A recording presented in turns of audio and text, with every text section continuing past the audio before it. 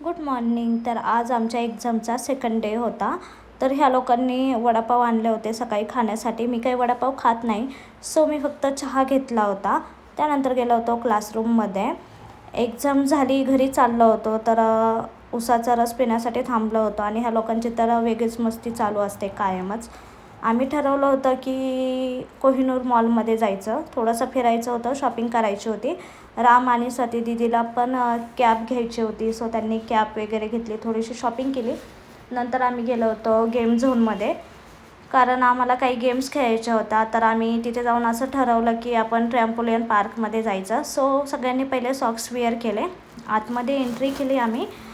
तर खूप भारी वाटत होतं. आणि हे लोक तर लहान मुलांसारखंच वागत होते, यांना काय बोलावं तेच समजत नव्हतं. खूपच एन्जॉय करत होते आणि खूप भारी पण वाटत होतं, कारण की खूप स्ट्रेस वगैरे आला होता एक्झामचा. सो एन्जॉय करत होतो. आणि ह्या लोकांनी तर मला अर्धा तास इथेच ठेवलं होतं. खूप सारी मस्ती चालू होती ह्या लोकांची, मला उठताच येत नव्हता. खूप लहान मुलांसारखे करत होते, बट भारी पण वाटत होतं. नंतर मी पण काही गेम्स ॲक्टिव्हिटी केल्या.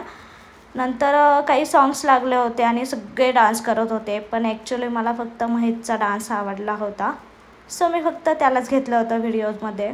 नंतर परत आम्ही थोड्याशा गेम वगैरे खेळलो. नंतर चाललो होतो आम्ही पुन्हा स्टॉपला, कारण जायचं होतं घरी. स्वाती दीदीला पण बाय बाय केलं.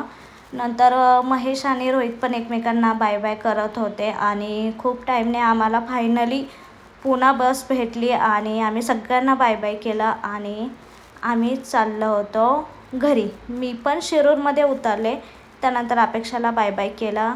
तर असा होता आजचा पूर्ण दिवस. बाय.